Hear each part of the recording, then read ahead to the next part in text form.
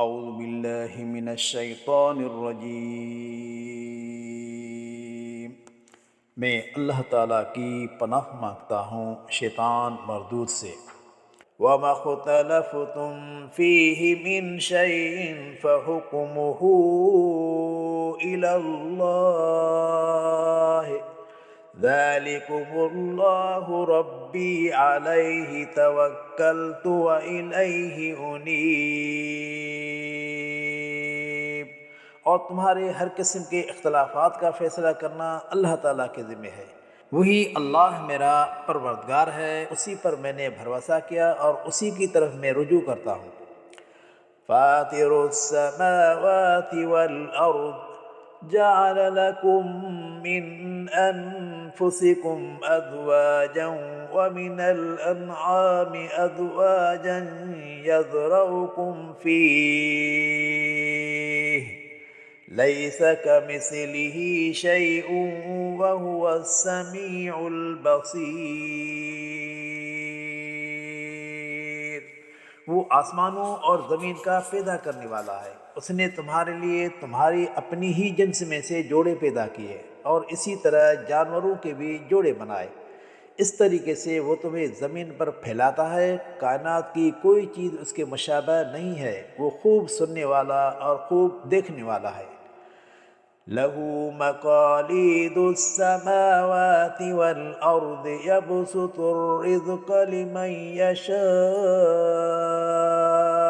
وَيَقْدِرُ إِنَّهُ بِكُلِّ شَيْءٍ عَلِيمٌ۔ آسمان اور زمین کے خزانوں کی کنجیاں اور کنٹرول اسی کے پاس ہے۔ وہ جس کا چاہے رزق کو کشادہ رکھے اور جس کا چاہے تنگ کرے، بے شک وہ ہر چیز کو خوب جانتا ہے۔ شرع لكم من الدين ما وصى به نوحا والذي أوحينا إليك وما وصينا به إبراهيم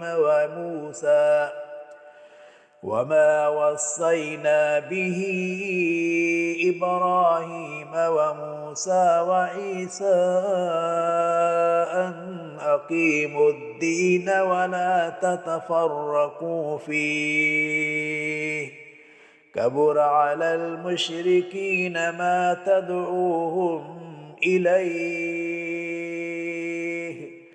اللہ یجتبی الیہ من یشاء ویہدی الیہ من ینیب۔ اس نے تمہارے لیے دین کا وہی طریقہ مقرر کیا ہے جس کا حکم نوح علیہ السلام کو دیا تھا، اور اب وہ تمہاری طرف بھی وہی کر دیا ہے، اور جس کا حکم ہم ابراہیم، موسیٰ اور عیسیٰ علیہ السلام کو بھی دے چکے ہیں کہ دین کو مضبوط اور قائم رکھو، اس میں کسی قسم کا اختلاف پیدا نہ کرو۔ مشرکوں کو تم جس بات کی طرف بلاتے ہو انہیں یہی چیز تو مشکل لگتی ہے۔ اللہ تعالیٰ جسے چاہتا ہے اپنی قربت میں لیتا ہے، اور جو آدمی اس کی طرف رجوع کرتا ہے اسی کو سیدھی راہ دکھاتا ہے۔ وَمَا تَفَرَّقُوا إِلَّا مِن بَعْدِ مَا جَاءَهُمُ الْعِلْمُ بَغْيًا بَيْنَهُمْ وَلَوْلَا كَلِمَةٌ سَبَقَتْ مِن رَّبِّكَ إِلَىٰ أَجَلٍ مُّسَمًّى لَّقُضِيَ بَيْنَهُمْ وَإِنَّ الَّذِينَ أُورِثُوا الْكِتَابَ مِن بَعْدِهِمْ لَفِي شَكٍّ مِّنْهُ مُرِيبٍ۔ اور لوگوں نے علم آ جانے کے بعد ہی آپس میں ضد اور بحث مباحثے کر کے فرقے بازی پیدا کی۔ اگر آپ کے پروردگار کی طرف سے ایک مقرر مدت تک مہلت کا حکم نہ ہوتا تو ان کے درمیان ضرور کبھی کا فیصلہ ہو چکا ہوتا۔ بے شک جن لوگوں کو پیغمبران کرام کے بعد کتاب کا وارث بنایا گیا وہی دین کے متعلق بڑے شک میں مبتلا ہوئے ہیں۔ فَلِذَلِكَ فَادْعُ وَاسْتَقِمْ كَمَا أُمِرْتَ وَلَا تَتَّبِعْ أَهْوَاءَهُمْ وَقُلْ آمَنْتُ بِمَا أَنزَلَ اللَّهُ مِنْ الكتاب وأمرت لأعدل بينكم الله ربنا وربكم لنا أعمالنا ولكم أعمالكم لا حجة بيننا وبينكم اللہ یجمع بیننا وإلیہ المصیر۔ سو اے نبی صلی اللہ علیہ وسلم، آپ لوگوں کو اسی دین کی طرف بلاؤ اور جو حکم آپ کو دیا جائے اسی کے مطابق دین پر مضبوطی سے کھڑے رہو۔ ان لوگوں کی خواہش کے پیچھے نہ چلو اور کہہ دو کہ اللہ تعالیٰ نے جو کتاب نازل کی ہے میں اس پر ایمان لایا، مجھے لوگوں کے درمیان انصاف کرنے کا حکم دیا گیا ہے۔